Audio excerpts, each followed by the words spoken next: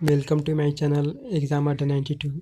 आज हम लोग बायोलॉजी के जय प्रक्रम से संबंधित 20 क्वेश्चन देखेंगे जो कि बिहार बोर्ड 2021 के लिए बहुत ही इंपॉर्टेंट है। अगर आप इन क्वेश्चनों में क्लियर कर लेते हैं तो आपका आराम से 4 से 5 नंबर क्लियर हो जाएगा और इधर उधर ऑब्जेक्टिव के गाइडेड में भटकना नहीं पड़ेगा। इस चैनल के माध्यम से जो भी तैयारी कराया जा रहा है इसके अच्छे से देखें और इन सभी ऑब्जेक्टिव को क्लियर करके रखें, क्योंकि इन सारे ऑब्जेक्टिव में से छाँट कर और बढ़िया क्वेश्चन का समावेश इस वीडियो में किया गया है।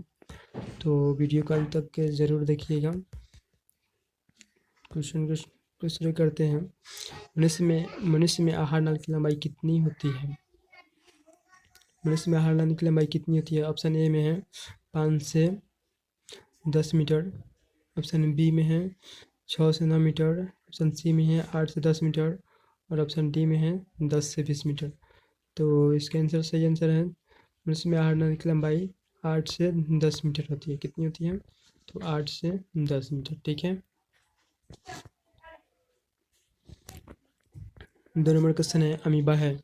1 में प्राणी संपोषी जीव, 2 में मृतजीवी जीव और 3 में परजीवी जीव और डी में है इनमें से कोई नहीं, नॉन। तो अमीबा जो है प्राणी संपोषी जीव है। अमीबा कौन सा जीव है? प्राणी संपोषी जीव। अच्छा, ये प्राणी संपोषी जीव क्या होता है? तो वह जीव जो अपना भोजन अन्य जीव की तरह ठोस या तरल के रूप में जीव के भोजन ग्रहण करने की विधि द्वारा भोजन ग्रहण करता है, उससे प्राणी संपोषी जीव कहते हैं। यानी प्राणियों की तरह भोजन करता है, इसे बोलते हैं प्राणी संपोषी जीव।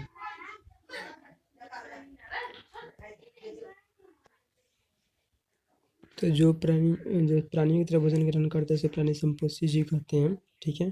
जैसे मेढक हो गया, अमीबा हो गया, ये सब मृतजीवी जीव। मृतजीवी जो सड़े मरे जीवों से अपना भोजन प्राप्त करता है इसे क्या बोलते हैं? मृतजीवी कहते हैं। जैसे बैक्टीरिया हो गया, गोबर छत्ता हो गया, ये सब होता है मृतजीवी। ठीक है। परजीवी जो जीव होता है वो किसी अन्य जीव पर प्रत्यक्ष या अप्रत्यक्ष रूप से रहकर अपना भोजन प्राप्त करता है। जैसे क्या हो गया? जैसे अमर बेल जो पेड़ पौधे पर उग जाता है। इसके अलावा जू हो गया, मच्छर हो जाएगा, ये सब। ठीक है। अगला भी क्वेश्चन देखते हैं। निम्न में से किसे अपघटक कहा जाता है? इसमें ऑप्शन ए में दिया प्राणी संपोषी जीव को, ऑप्शन बी में है मृतजीवी जीव को, सी में है परजीवी जीव को और डी में नॉन। ऑप्शन बी में मृतजीवी, सी में परजीवी और डी में है नॉन। तो अपघटक कहा जाता है मृतजीवी को। अपघटक किसे कहा जाता है? तो मृतजीवी को कहा जाता है। ठीक है। अपघटक मृतजीवी को क्यों कहा जाता है? तो देखिए, संसार में जितना भी कीड़ा मकोड़ा या पेड़ पौधा जब भी जीव जंतु जब भी मरता है ना, तो इस मृतजीवी ही अपघटित करने का कार्य करता है, अर्थात इसे सड़ाने गलाने का कार्य करता है। यही कारण है कि मृतजीवी को क्या बोलते हैं? अपघटक कहते हैं। मृतजीवी को क्या कहते हैं? अपघटक। ठीक है। अगला क्वेश्चन देखते हैं। प्रकाश संश्लेषण क्रिया के फलस्वरूप कौन सा गैस मुक्त होता है? ऑप्शन ए में कार्बन डाइऑक्साइड, बी में जल, सी में नाइट्रोजन डाइऑक्साइड और डी में है ऑक्सीजन। तो प्रकाश संश्लेषण की क्रिया के फलस्वरूप ऑक्सीजन गैस मुक्त होता है। कौन सा गैस मुक्त होता है? Oxygen O2। प्रकाश संश्लेषण की क्रिया में क्या होता है? तो कार्बन डाइऑक्साइड, वायुमंडल से कार्बन डाइऑक्साइड, वायुमंडल से कार्बन डाइऑक्साइड, जड़ से जल खनिज लवण और सूर्य के प्रकाश की उपस्थिति में तथा क्लोरोफिल के द्वारा पौधे अपना भोजन कार्बोहाइड्रेट, जिसे ग्लूकोज भी कहते हैं, ग्लूकोज तैयार करते हैं और कार्बन डाइऑक्साइड गैस मुक्त करते हैं।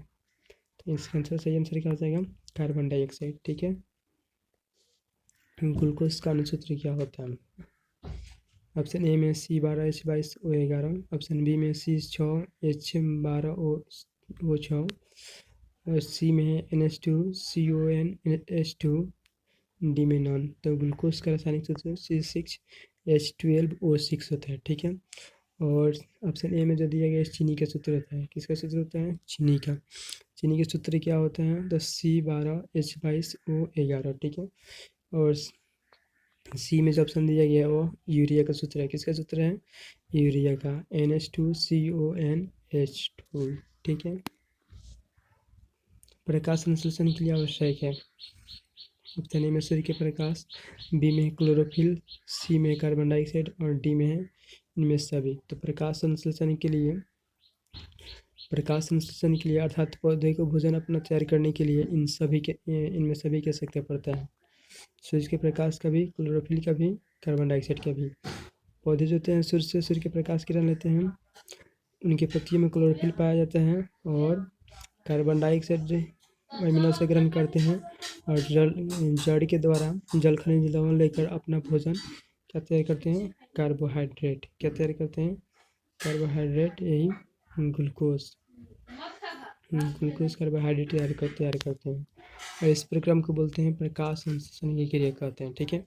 एक और क्वेश्चन पूछता है कि पौधे किस विधि द्वारा अपना भोजन तैयार करते हैं। तो प्रकाश संश्लेषण की क्रिया द्वारा। किस विधि द्वारा, प्रकाश संश्लेषण की क्रिया के द्वारा। 7 नंबर क्वेश्चन है, वायुमंडल में कार्बन डाइऑक्साइड गैस कितना प्रतिशत है। ऑप्शन ए में 21%, बी में है 78%, सी में है 0.03% और डी में है 1%। तो वायुमंडल में कार्बन डाइऑक्साइड 0.03% है, 21% O2 है और 78% नाइट्रोजन गैस है। 21% ऑक्सीजन गैस है, 78% नाइट्रोजन गैस है। ठीक है। अमीबा में भोजन का पाचन किस अंग से होता है। एक में है केंद्रक। अमीबा में भोजन का पाचन किस अंग में होता है। ऑप्शन ए में केंद्रक, बी में कुटपाद में, सी में भोजन रसधानी में और डी में कोशिकीय द्रव में। तो अमीबा में भोजन का पाचन भोजन रसधानी में होता है। कहाँ होता है, भोजन रसधानी में। मनुष्य के मुख में कितने प्रकार के दांत पाए जाते हैं। ऑप्शन ए में 32, बी में है 2, सी में है 3 और डी में है 4। तो मनुष्य के मुख में 4 प्रकार के दांत पाए जाते हैं। कौन कौन, कतरनक जिसे इंसाइजर भी बोलते हैं, दूसरी का होता है भेदक जिसे कैनाइन कहते हैं और तीसरी का होता है चवर्णक जिसे मूलर बोलते हैं और चौथा होता है अग्रचरणक जिसे प्रीमोलर बोलते हैं। कतरनक जो मतलब कि काटने का काम करते हैं, जैसे रोटी खाते हैं, काटने का काम कौन करता है, तो कतरनक करता है। भेदक जिसे किसी चीज़ में छेद करना होगा, दोनों साइड में होता है, ऊपर नीचा, 4 गो ये होता है। कतरनक भी 4 गो होता है, भेदक भी 4 गो होता है। ठीक है। भेदक का काम होता है किसी चीज़ में छेद करना, जिसे इंग्लिश में कैनाइन बोलते हैं। ठीक है। 10 नंबर क्वेश्चन है, मनुष्य के आमाशय से प्रतिदिन कितना जठरांश का स्राव होता है। ऑप्शन ए में है 1 लीटर, बी में है 2 लीटर, 3 में है 3 लीटर, डी में है 4 लीटर। तो मनुष्य के आमाशय से प्रतिदिन लगभग 3 लीटर जठरांश का स्राव होता है, जो कि भोजन पचाने में सहायता करता है। ठीक है। आहार नाल का सबसे लंबा भाग कौन है। ऑप्शन ए में छोटी आंत, बी में है बड़ी आंत, सी में यकृत और डी में है नॉन। तो आहार नाल का सबसे बड़ा जो भाग होता है वह छोटी आंत होता है। क्या होता है, छोटी आंत। इसकी लंबाई कितनी होती है, तो इसकी लंबाई लगभग 6 मीटर होता है। छोटी आंत की लंबाई कितनी होती है, 6 मीटर होता है। ठीक है, ये भी याद रखना है। मानव शरीर के सबसे बड़ी ग्रंथि कौन सा है। ऑप्शन ए में छोटी आंत, बी में है बड़ी आंत, सी में यकृत और डी में नॉन। यहाँ पे ग्रंथि के नाम पूछ रहा है, किसके नाम पूछ रहे हैं, ग्रंथि का। तो ग्रंथि सबसे बड़ा मानव शरीर का सबसे बड़ा ग्रंथि जो होता है वो यकृत होता है, जिसे इंग्लिश में लीवर बोलते हैं। क्या बोलते हैं, लीवर। यकृत का भार कितना होता है। ऑप्शन ए में 1 kg, बी में है 2 kg, सी में है 1.5 kg और डी में 5 kg। तो यकृत यानी लीवर का भार कितना होता है, तो लीवर का भार 1.5 kg होता है। ठीक है। इनमें किस अंग द्वारा अमीबा भोजन ग्रहण करता है। तो अमीबा में भोजन ग्रहण करने के लिए कोई विशेष अंग नहीं होता है। ठीक है। जैसे अन्य जीव जंतु, मनुष्य, हाथी, घोड़ा, इन सभी में भोजन को ग्रहण करने के लिए मुख होता है, लेकिन अमीबा जो एक कोशिकीय प्राणी है, जिसे भोजन ग्रहण करने के लिए और अपचय भोजन को शरीर से बाहर निकलने के लिए कोई विशेष स्थान नहीं होता है। ऑप्शन ए में केंद्रक, बी में दिया है राजधानी, सी में दिया है कुटपाद और डी में दिया है परिवहन।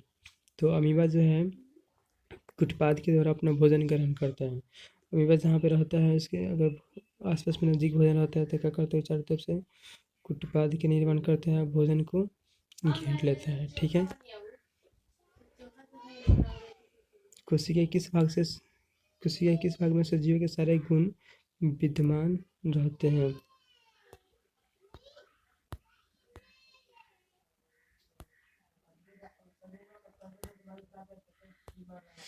कोशिका के किस भाग में सजीव के सारे गुण विद्यमान रहते हैं? ऑप्शन ए में कोशिका झिल्ली, बी में है जीव द्रव और सी में दिया कोशिका भित्ति।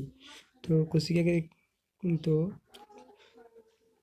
जीव द्रव में कोशिका के सारे सजीव के गुण विद्यमान रहते हैं। कहाँ विद्यमान रहते हैं? तो जीव द्रव में। ठीक है।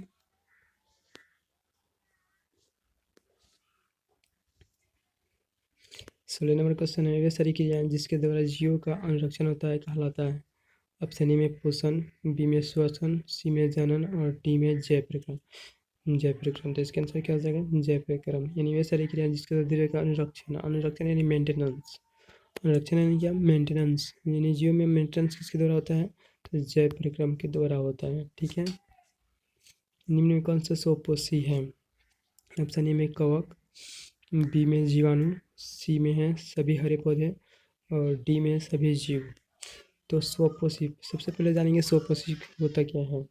वह जीव जो अपना भोजन स्वयं तैयार करता है, यानी अपने भोजन के लिए किसी अन्य जीव पर निर्भर नहीं रहता है, उसे बोलते हैं स्वपोषी। और दुनिया में केवल हरे पौधे ही हैं जो अपना भोजन तैयार कर पाते हैं, नहीं तो कि दुनिया में जो भी जीव जंतु है वो सारे के सारे परपोषी होते हैं। ठीक है। गोबर छत्ता में किस प्रकार का पोषण पाया जाता है? ऑप्शन ए में है परजीवी पोषण, बी में स्वपोषण, सी में है निर्जीवी पोषण और डी में इनमें से कोई नहीं। परजीवी जो कि पहले बता दिया गया है कि परजीवी जो होता है, परजीवी जो होता है क्या करता है? अपना भोजन के लिए किसी दूसरे जीव पर निर्भर रहता है, प्रत्यक्ष या अप्रत्यक्ष रूप से। जैसे अमरबेल हो गया, जू हो गया यानी ढील हो गया, अठेल और मच्छर, ये सब स्वपोषी जो अपना भोजन स्वयं तैयार करते हैं। जैसे हरा पेड़ पौधा मृतजीवी जो अपना भोजन मरे सड़े जीव जंतु के शरीर से प्राप्त करता है। तो गोबर छाता जो होता है मरे सड़े जीवों से अपना भोजन प्राप्त करता है। जैसे अगर पुराना गोबर वोबर रखा रहता है खादर उदर पर देखिएगा या छानी उनी पर देखिएगा कि गोबर छाता अपने आप क्या होता है कि निकल जाता है सड़े गले पर। ठीक है। तो गोबर छाता में कौन सा पोषण पाया जाता है? तो मृतजीवी पोषण पाया जाता है। ठीक है। पौधे में सूर्य के प्रकाश को अवशोषित करने की क्षमता होती है, किसको होती है? ऑप्शन ए में कोशिका को, बी में है परिवहन ऊतक को, सी में है रंध्र को और डी में क्लोरोफिल को। तो पौधे में सूर्य के प्रकाश को अवशोषित करने की क्षमता क्लोरोफिल को होता है। ठीक है। परिवहन ऊतक जाइलम फ्लोएम को कहते हैं, जो कि एक काम होता है जल को जड़ से लेकर पत्ती तक पहुंचाता है। फ्लोएम क्या करता है कि खाना को पौधे की कोशिकाओं तक पहुंचाता है। रंध्र का काम होता है कि गैसों का आदान प्रदान करना, जिसे स्टोमाटा भी कहते हैं। स्टोमाटा कहाँ रहता है? तो पौधे के पत्तियों में रहता है। ठीक है। इनमें किस रचना के कारण इनमें किस रचना के कारण मुख्य गुहा से भोजन श्वास नली में नहीं जाता है? इनमें किस रचना के कारण मुख्य गुहा से भोजन श्वास नली में नहीं जाता है? ऑप्शन ए में कंठ द्वार के कारण, बी में है ग्रास नली के कारण, सी में है श्वास नली के कारण और डी में है एपिग्लोटिस के कारण। इसका सही आंसर है एपिग्लोटिस। यह एक झिल्ली होता है जो कि कंठ द्वार के करीब समीप रहता है। जब मनुष्य भोजन ग्रहण करता है तो झिल्ली क्या करता है कि कंठ को ढक लेता है, जिसके कारण भोजन जो है मुख्य गुहा से श्वास नली में नहीं जाता है। ठीक है। श्वास नली में नहीं जाता है, लेकिन कभी कभी क्या होता है कि जल्दी जब मनुष्य भोजन ग्रहण करता है तो उसके सनकने की वजह से मतलब कि श्वास नली अर्थात नाक में भी कुछ भोजन के कण चले जाते हैं। तो आज के लिए इतना ही, फिर मिलते हैं अगले वीडियो में। जब तक कि